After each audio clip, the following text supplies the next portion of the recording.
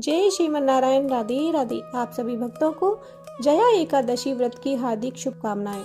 आप सभी भक्तों पर भगवान श्री हरि विष्णु की कृपा दृष्टि हमेशा बनी रहे, आपकी सभी मनोकामनाएं पूर्ण हो और भगवान विष्णु आपके जीवन में मंगल ही मंगल करें। आज 8 फरवरी दिन शनिवार को माघ मास के शुक्ल पक्ष की एकादशी तिथि है, जिसे जया एकादशी कहते हैं। इस शुभ अवसर पर हम जया एकादशी व्रत की कथा का रसपान करेंगे और साथ में एकादशी माता की आरती भी करेंगे।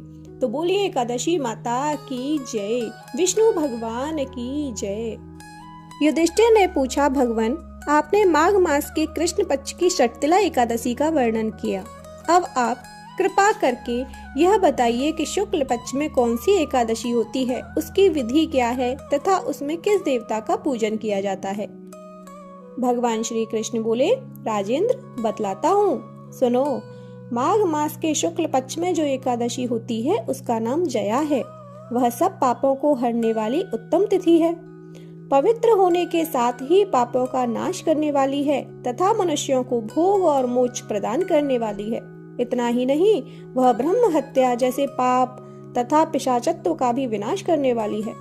इसका व्रत करने पर मनुष्यों को कभी प्रेत योनि में नहीं जाना पड़ता। इसलिए हे राजन, प्रयत्न पूर्वक जया नाम की एकादशी का व्रत करना चाहिए। एक समय की बात है, स्वर्ग लोक में देवराज इंद्र राज्य करते थे।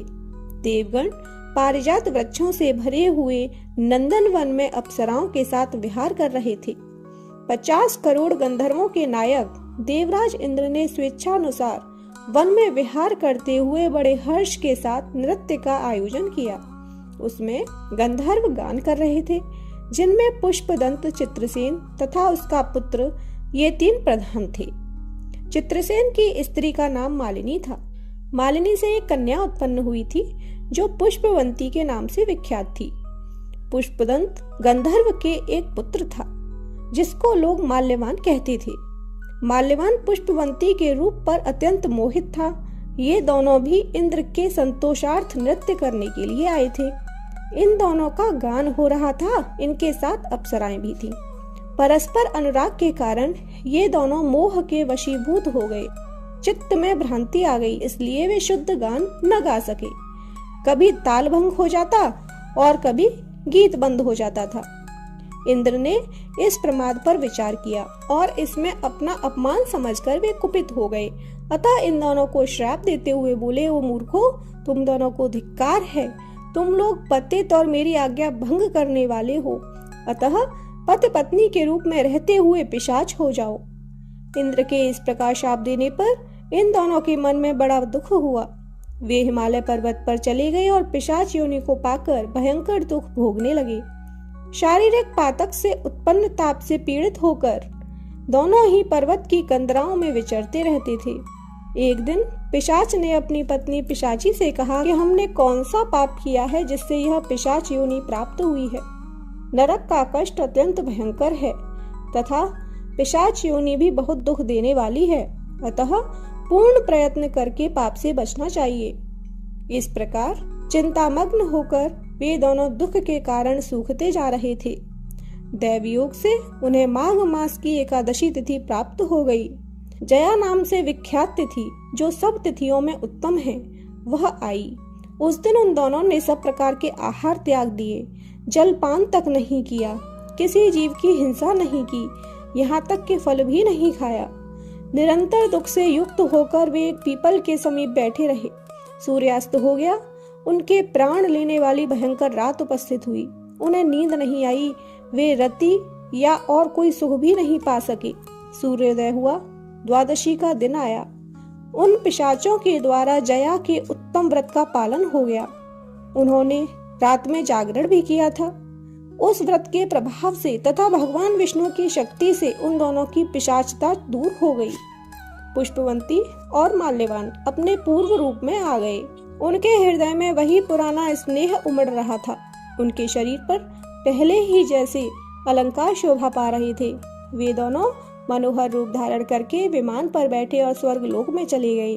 वहां देवराज इंद्र के सामने जाकर दोनों ने बड़ी प्रसन्नता के साथ उन्हें प्रणाम किया। उन्हें इस रूप में उपस्थित देखकर इंद्र को बड़ा विस्मय हुआ। उन्होंने पूछा, बताओ किस पुण्य के प्रभाव से तुम दोनों का पिशाचत्व दूर हुआ है। तुम मेरे शाप को प्राप्त कर चुके थे, फिर किस देवता ने तुम्हें उससे छुटकारा दिलाया है? माल्यवान बोला, स्वामिन, भगवान वासुदेव की कृपा तथा जया नामक एकादशी के व्रत से हमारी पिशाचता दूर हुई है। इंद्र ने कहा, तो अब तुम दोनों मेरे कहने से सुधा पान करो। जो लोग एकादशी के व्रत में तत्पर और भगवान श्री कृष्ण के शरणागत होते हैं, वे हमारे भी पूजनीय हैं। भगवान श्री कृष्ण कहते हैं, राजन, इस कारण एकादशी का व्रत करना चाहिए। नृपश्रेष्ठ, जया ब्रह्म हत्या का पाप भी दूर करने वाली है। जिसने जया का व्रत किया है, उसने सब प्रकार के दान दे दिए और संपूर्ण यज्ञों का अनुष्ठान कर लिया। इस महात्म्य को पढ़ने और सुनने से अग्निष्टोम यज्ञ का फल मिलता है। ओम जय एकादशी माता, मैया जय एकादशी माता। विष्णु पूजा व्रत को धारण कर शक्ति मुक्ति पाता। ओम जय एकादशी माता, तेरे नाम गिनाऊं देवी, भक्ति प्रदान करणी। गुण गौरव की देनी माता, शास्त्रों में वरणी। ओम जय एकादशी माता।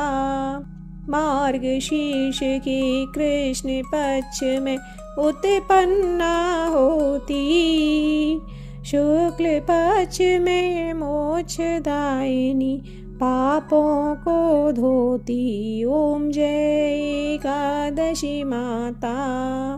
पौष मास के कृष्ण पक्ष की सफला नामक है, शुक्ल पक्ष में होई पुत्रदा, आनंद अधिक रहे। ओम जय एकादशी माता।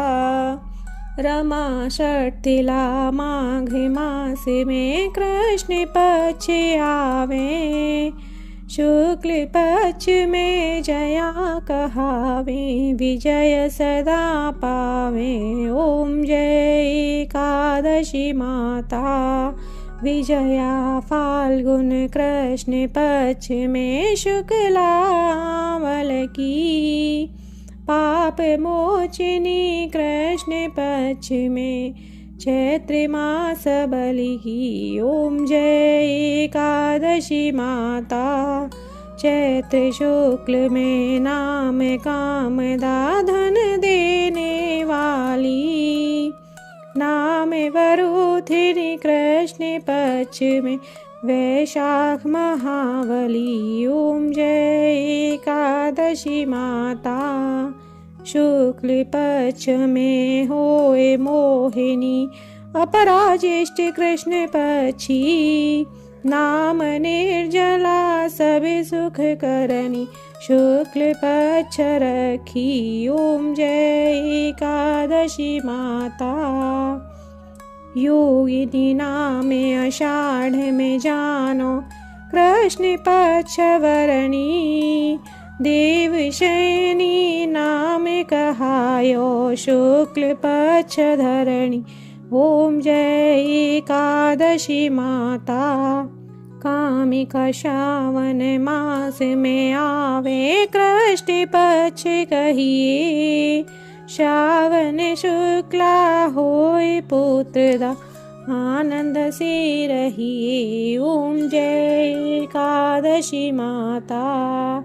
अजा भाद्रपद कृष्ण पक्ष की परिवर्तिनी शुक्ला, आश्विनी कृष्ण पक्ष में व्रत से भव सागर निकला। ओम जय एकादशी माता। पापांकुशा है शुक्ल पक्ष में, पापे हरन हारी, रमा मास कार्तिक में आवे, सुखदायक भारी। ओम जय एकादशी माता।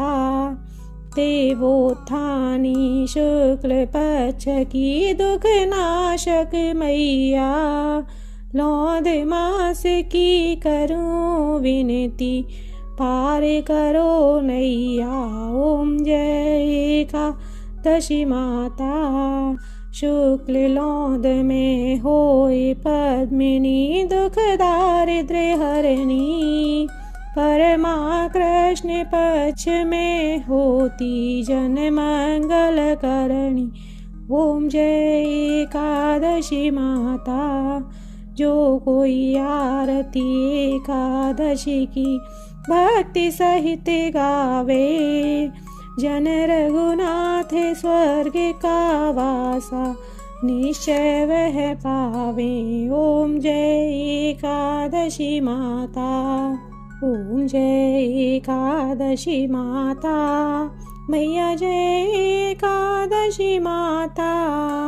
विष्णु पूजा व्रति को धारण कर शक्ति मुक्ति पाता। ओम जय एकादशी माता। बोलिए एकादशी माता की जय। बोलिए विष्णु भगवान की जय। प्रिय भक्तों, एकादशी व्रत के पारण का शुभ समय रहने वाला है 9 फरवरी यानी कि कल सुबह 7:04 से लेकर सुबह 9:17 तक। धन्यवाद।